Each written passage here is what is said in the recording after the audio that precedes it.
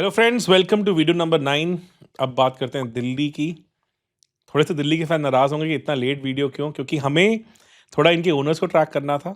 उनके बहुत सारे ट्वीट्स आ रहे हैं, बहुत सारी बातें आ रही हैं, तो हमें लगा कि यार थोड़ा कुछ मसाला मिलेगा। कुछ और पहले ही सीज़न से पहले कुछ बम ना फट जाए, ऐसा ना कुछ हो जाए जो पूरा सीज़न डीरेल कर सकता है। थोड़ा अजीब लग रहा था, इसलिए हमें था कि थोड़ा इन्फॉर्मेशन ट्रैक करें, थोड़ी और क्लैरिटी लेके आएँ, तभी हम आपके साथ लाइव जाएँ या आपके साथ डिस्कस करें। तो अब फाइनली लग रहा है चीज़ें सेटल्ड हैं। शायद सिर्फ थोड़ा धुआँ-धुआँ ही था, आग तो ऐसी नहीं कुछ लगी हुई थी। तो ओमकार भाई के पास चलते हैं, उनका क्या ओपिनियन है इसको लेके? सब पहले तो ये केएल राहुल की टीम माना सकता है, क्योंकि केएल राहुल और अक्षर पटेल ये दोनों हैं जो फेस ऑफ द टीम है। लेकिन इतना हाइप नहीं होता है इस टीम को लेके। और पिछली सीजन में हम लोगों ने देखा था कि वो टॉप 4 रेस में आ रहे थे, फिर बाद में डेरेल हो गए। शुरुआत तो यार अलग ही लेवल पे की थी, पहले 5 मैच जीत गए थे। इस बार टीम मुझे लगता है थोड़ी और बेटर की है। They have filled the gaps. जो है हैरी ब्रुक के ना आने से एक जो फ़र्क पड़ा था, वो सही है। प्लेइंग 11 की तरफ देखें तो मैंने ऑक्शन से पहले भी बात की थी कि अगर बेन डकेट और केएल राहुल ओपन करने आते हैं, तो I would be like glued to the TV to watch कि यार वो दोनों कैसे खेलेंगे। यस। वन डाउन मेरे हिसाब से नितिश राणा होने चाहिए, क्योंकि दिल्ली वापसी हुई है, वहीं वो खेले मेजॉरिटी क्रिकेट अपनी। लेफ्टी हैं, छोटा ग्राउंड है, काफ़ी एक्सपीरियंस उनको इस ग्राउंड पे खेलने का। Can be explosive, can take down off spinners. In fact ऐसे इकलौते लेफ्टीज में से कुछ हैं जो ऑफ स्पिनर्स के अगेंस्ट ज़्यादा बेटर खेलते हैं। उन्होंने अश्विन का लास्ट ईयर बहुत बुरा हाल किया था। एंड उसके बाद ट्रिस्टन स्टब्स नंबर 4 पे मेरे लिए, नंबर 5 पे अक्षर पटेल, नंबर 6 आपके पास डेविड मिलर हैं, तो आप क्यों उन्हें बिठाना चाहोगे? नंबर 7 पे आपके पास आशुतोष शर्मा हो गए, 8 पे विपराज, 9 पे मिचेल स्टार्क, 10 पे आकिब नबी, 11 पे कुलदीप यादव और नटराजन आपके 12th प्लेयर हो गए, जो मेरे हिसाब से इनका प्लेइंग 12 होना चाहिए। सर, एक चेंजेस मैं यहाँ आपसे पूछना चाहता हूँ, क्या अभिषेक पुरेल इस प्लेइंग 11 में खेल सकता है? क्योंकि सर, बेन डकेट की फॉर्म के ऊपर भी डिपेंड करेगा T20 वर्ल्ड कप के बाद भी। मुझे लगता है फिर भी यार एक इंटरनेशनल प्लेयर है, एक बड़ा प्लेयर है, इंडियन कंडीशंस को काफ़ी अच्छे से जानता है। अभिषेक पुरेल और नितिश राणा में मुझे लगता है टॉसअप रहेगा 1-2 को लेके। शायद अगर बेन डकेट नहीं तो शायद निशंका की तरफ जाएं, ऑप्शंस हैं, पृथ्वी शॉ की तरफ जाएं, तो मुझे लगता है they have lot of opener options this time around. तो इसलिए इतना कंसर्न आएगा नहीं, क्योंकि अगर हम देखें तो बेंच स्ट्रेंथ भी कोई छोटी थोड़ी है। तो क्लियरली बैटिंग में ही इनके पास निशंका है, करुण नायर है, पृथ्वी शॉ हैं, समीर रिजवी हैं, वहाँ पे साहिल पारेख भी हैं जो एमपी प्रीमियर लीग में 180 की स्ट्राइक रेट से रन मार के आ रहे हैं। तो ऑप्शंस हैं। I think still it will not be that easy for Abhishek Porel this time around, क्योंकि रिकी पॉन्टिंग से एक स्ट्रॉन्ग बैकिंग थी उनकी, पर लास्ट सीजन काफ़ी मिडलिंग सा रहा। नो डाउट एक क्लैरिटी भी नहीं थी उनको, but still. Sir, Prithvi Shaw it's okay, जो उनका एक ट्वीट आया था, तो फिर से बाद में डीसी ने भी वही सेम ट्वीट यूज़ किया था, इट्स ओके। तो क्या पृथ्वी शॉ की और भी देख सकते हैं? एकदम स्टार्टिंग तो शायद नहीं होंगे, पर बीच में कुछ चांस तो मिल सकता है। डिपेंड करता है इनका सीजन शुरू कैसा होता है।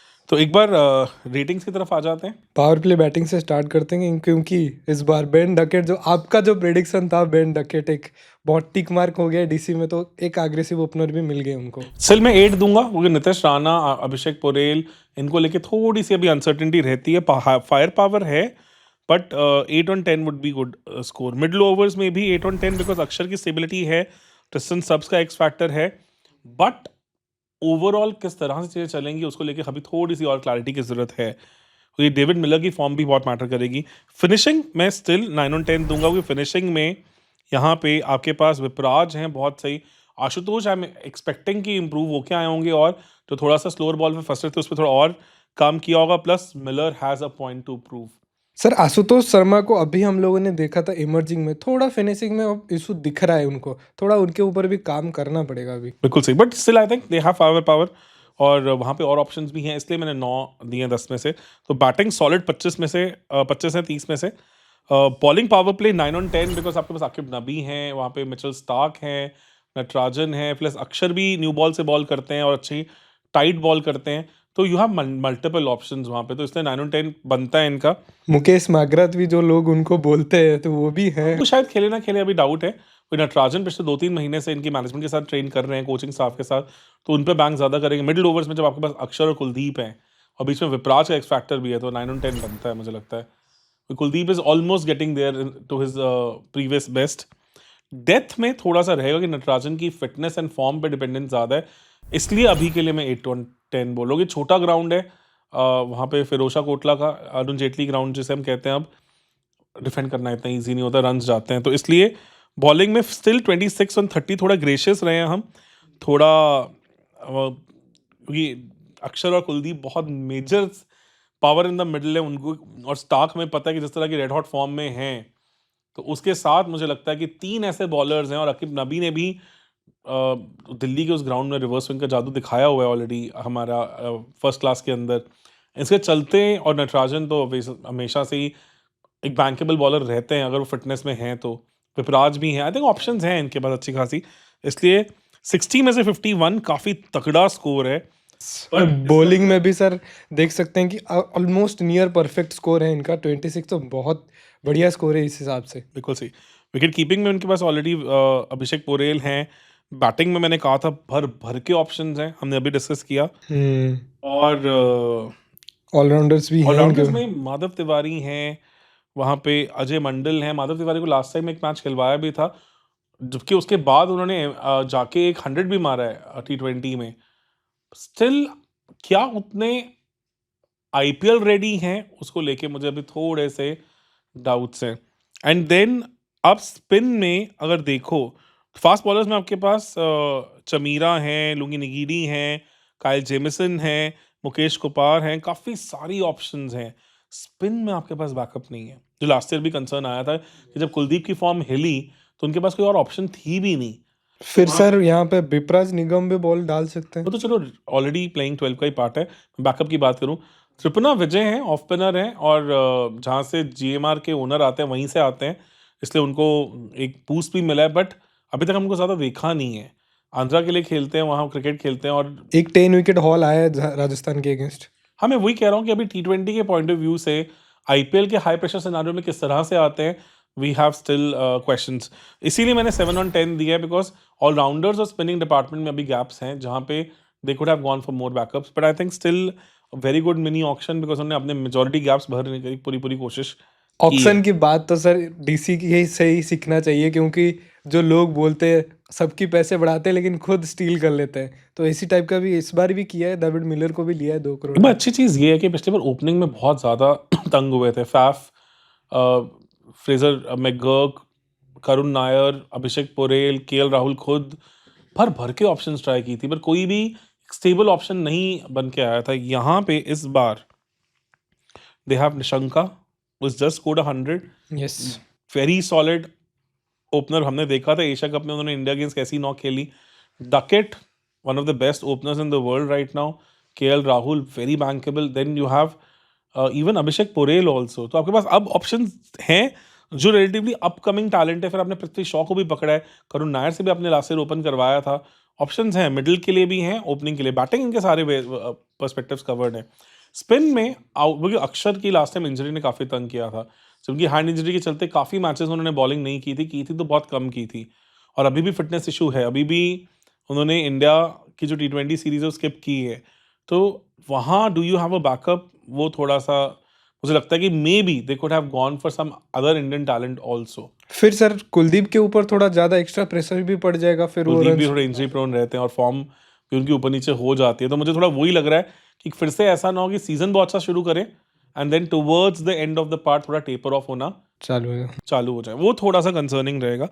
सर एक नाम जो यहाँ पे है समीर रिजवी, इसके जो स्टार्टिंग में जब आए थे चेन्नई के लिए भी जब आए थे बहुत नाम आया था, फिर जाके डोमेस्टिक में भी रन्स बनाए थे, लेकिन फिर उनका एक डिप आया है, तो उसके ऊपर डीसी भी मतलब चेक करना चाहेंगे कि कैसे फॉर्म में है, ताकि उनको भी प्लेइंग 11 या उसमें भी फिट कर सकते हैं अभी। यार प्लेयर तो काफ़ी बात तो होती है, मतलब यूपी के लिए तो बहुत डिस्कशन होता है, बट हाँ लास्ट ईयर भी एंड ऑफ द सीजन आते आते एक दो अच्छी नॉक्स आई थी उनकी, तो वही मैं कह रहा हूँ फिर भी एक अच्छा ऑप्शन है मिडिल में। तो अगर आगे चलें लीडरशिप और मैनेजमेंट की बात करें पहले, तो प्लेयर्स में पहले तो केएल राहुल कैप्टन रह चुके हैं, आईपीएल के one of the successful captain में से नितीश राणा रह चुके हैं कैप्टन 2, वहाँ पे अक्षर पटेल तो कैप्टन हैं, मिलर भी एक्सपीरियंस है काफ़ी सालों से हैं, तो आपके पास 4 हो गए। देन मिचेल स्टार्क भी आगे आ जाएंगे। मिचेल स्टार्क भी प्रीटी सीनियर है, उस ग्रुप को लीड करते हैं, और क्या हम बेन डकेट को उस पिक्चर में गिन कर सकते हैं? लेकिन sir IPL leadership experience group wise का थोड़ा पार्ट नहीं है, तो मैक्सिमम यहाँ पे आपके 5 to 6 प्लेयर्स हैं, तो हम इनको अभी के लिए 3 पॉइंट्स दे सकते हैं इसमें, यस 3 2.5 to 3 पॉइंट्स दे सकते हैं। क्योंकि सर कुलदीप भी थोड़ा अभी लीड करेंगे क्योंकि स्पिनर्स कम है, तो इस हिसाब से स्पिन अटैक में तो हाँ, मतलब कुलदीप lead एक्सपीरियंस है यहाँ पे, Yes. No doubt about it. Management को मैं जहाँ तक कोचिंग स्टाफ है 1.5, क्योंकि टाइटल का जीतने का एक्सपीरियंस नहीं है, और ओनर्स का भी आधा पॉइंट काटूंगा। अभी बहुत सारे नीडलेस ट्वीट्स आए हैं जो मुझे लगता है अवॉइड किए जा सकते थे, स्पेशली दिस टाइम पे। तो 6 on 10 for me as far as management is concern. इसके बाद होम ग्राउंड को लेके भी बहुत कंफ्यूजन है, बिकॉज आप विशाखापट्टनम में भी मैचेस खेलोगे, आप जो इनका भी ग्राउंड है वो बहुत हाई स्कोरिंग ग्राउंड है, तो इजीली डिफेंडेबल ग्राउंड नहीं है। लास्ट ईयर ड्यू के चलते मुंबई के साथ मैच हुआ था, वहाँ पे भी ये टोटल चेज नहीं कर पाए थे, और एक टैकी विकेट पे बेंगलुरु के अगेंस्ट भी डिफेंड नहीं कर पाए थे। तो home ground no doubt 2024 season में बहुत अच्छे से दिल्ली चलाया था इन्होंने, बट हाई स्कोरिंग ग्राउंड है, तो ऑलमोस्ट लाइक चन्ना स्वामी इसे कंट्रोल करना बहुत मुश्किल है। और जो team generally split home ground के लिए जाते हैं, मैं बहुत ज़्यादा चांसेस मानता नहीं हूँ। तो मुझे लगता है कि अभी के लिए हम 6 पॉइंट देना ज़्यादा सही समझे। 3 श्योर शॉट विक्ट्रीज हैं 7 में से, उसके बियॉन्ड खींचने में मेहनत लगेगी। और सर विशाखापट्टनम को लेके भी अभी कोई क्लैरिटी या कंफर्मेशन आई नहीं है। बिल्कुल सही। तो 6 पॉइंट्स हाँ। इसके बाद फाइनल असेसमेंट में जहाँ हम इम्पैक्ट और टैक्टिक्स की बात करते हैं, सर पहले तो कोचिंग स्टाफ्स में भी हेमंग बदानी है, इतना आप जैसे बोले कि टाइटल विनिंग का वो तो नहीं है। टीएनपीएल में उन्होंने बहुत किया है, टीएनपीएल में बहुत टाइम स्पेंड किया उन्होंने, वहाँ काफ़ी चीज़ों को देखा है, करा है। बट हाँ, एक प्रॉपर कुछ मतलब टीएनपीएल के चक्कर में ये इवन चेन्नई के बैकडोर्स में भी रहे हैं। बट हाँ, एक टीम को फ्रंट से लीड करना एक्सपीरियंस अलग होता है। और टैक्टिक्स भी मुझे लास्ट टाइम बहुत कंफ्यूजिंग लगी थी, बिकॉज लास्ट टाइम उन्होंने बैटिंग का पूरा मॉडल बना के रख दिया था। तो उसके हिसाब से अभी मैं कहूँगा, क्योंकि स्क्वाड में डेप्थ है, इसलिए 5 में से 3.5 उसके लिए, बट टैक्टिक्स के लिए अभी 5 में से 2.5 से ज़्यादा नहीं, तो टोटल 6.5 से ज़्यादा मुश्किल हो जाएगा। और सर एक चीज़ और भी, क्योंकि पिछले साल रिकी पॉन्टिंग को भी जाने दिया, शेन वॉटसन को भी जाने दिया। हाँ, केविन पीटरसन बिल्कुल आए हैं, ये एक बहुत उनके लिए सही अच्छा है, लेकिन फिर केविन पीटरसन भी ना, जैसे जब सीजन अच्छा चल रहा था 5 मैच, तो उस टाइम पे एकदम हॉलीडे के लिए चले गए, वहाँ पे वो मुंबई वाला मैच हारे, सीजन डीरेल हो गया। तो he is also not somebody, I think he is in too many things, उतना फोकस्ड नहीं है। अभी अपने चैनल पे भी फोकस्ड कर रहे हैं, स्विच करके चैनल भी चला रहे हैं, बहुत सारी चीज़ें हैं। तो बैंकेबल नहीं है अभी भी इतना मैं वो नहीं कहूँगा कि हम वो लेवल ऑफ कमिटमेंट, वो लेवल ऑफ कंसिस्टेंसी उनसे आती है। तो इसलिए 6 पॉइंट्स यहाँ, तो टोटल 25 पॉइंट्स आउट ऑफ 40 हो जाते हैं आउटसाइड ऑफ द टीम। तो ऊपर 51 थे, तो स्कोर 76 है ऑन 100, पुशिंग टॉप 4 है टीम में दम, बट मैनेजमेंट को अपना रोल निभाना पड़ेगा। जैसे सर पिछले साल भी इन लोगों ने किया था वही कि टॉप 5 टॉप 6 फिनिश किए थे, तो उनको अभी थोड़ा सा और पुश करना पड़ेगा, तो 80 में पहुंचेंगे। टीम तगड़ी है, गैप है तो टैक्टिक्स और मैनेजमेंट में, how well they remain stable, use fix tactics, अपने प्लेयर्स को फॉर्म में रख पाते हैं, इंजरी से बचा पाते हैं, तो ये चीज़ें इजीली ये टॉप 4 कंटेंडर हो सकते हैं। अभी के लिए पुशिंग टुवर्ड्स टॉप 4 है, 100% लॉक्ड फॉर टॉप 4 नहीं है। और सर आशुतोष शर्मा और विपराज निगम जैसे टीम में हैं, उनके थोड़ा सा अगर परफॉर्मेंस अच्छा आ जाए तो फिर उनका जो 80 का जो मार्क था वो टच कर सकते हैं। मतलब still a very good, I think बहुत अच्छा ऑप्शन किया इन्होंने, बहुत अच्छी टीम सेलेक्ट की है। आई थिंक अगर आप डीसी फैन है तो यू शुड बी हैप्पी। बिल्कुल सर, डीसी के फैन से भी पूछते हैं कि कैसे ये लोग परफॉर्म भी करते हैं, क्योंकि पिछली सीजन थोड़ा ऑफ गया था और डीसी के फैंस जो चाहते थे कि वो टॉप 4 में आए, अच्छा टीम था, केएल राहुल को बहुत ज़्यादा लोग पसंद भी करते हैं, अभी केएल राहुल की परफॉर्मेंस भी अच्छा खासा आ रहा है, तो देखते हैं कि कैसे परफॉर्म करते हैं फिर। बिल्कुल सही। तो आप भी प्लीज़ कमेंट सेक्शन में बताएं किन सेक्शंस को हमने ओवर रेट किया है, कहीं को हमने अंडर एस्टिमेट किया है। आपके पास ऑब्वियसली बहुत सारी और इनसाइडर्स इन्फॉर्मेशन भी होती है, कोई ऐसा प्लेयर जिसे हमने थोड़ा ओवरलुक कर दिया, किसी को थोड़ा ओवर एस्टिमेट कर लिया, सारी चीज़ें आप कमेंट सेक्शन में बताएं। और इनपुट्स मिलेंगे तो डेफिनेटली जब हम मार्च में दोबारा इन टीम्स का एनालाइज करेंगे तो हमारे पास और स्ट्रॉन्ग नॉलेज और स्ट्रॉन्ग बेसिस होगा उनके एनालिसिस को और एक्यूरेटली करने के लिए। अभी के लिए कोशिश रहेगी कि आपकी उम्मीदों पे खरे उतरे। कोशिश करें प्लीज इस वीडियो को हाइप करें ताकि मैक्सिमम से मैक्सिमम लोगों तक पहुंचे और हमें भी थोड़ा सा इंकरेजमेंट मिले इस तरह की और वीडियोस बनाने का। बने रहे चैनल के साथ। धन्यवाद।